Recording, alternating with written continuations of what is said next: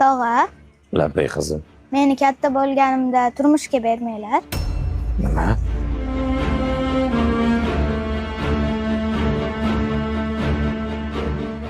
Nega unday deyapsan qizim?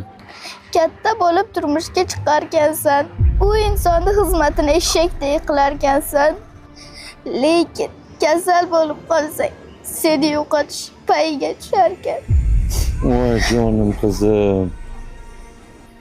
Qizim, biz seni g'ururi bor, hamiyati bor erkakka turmushga beramiz. Xudo xolasa. Hamma erkak ham bir xil emas qizim.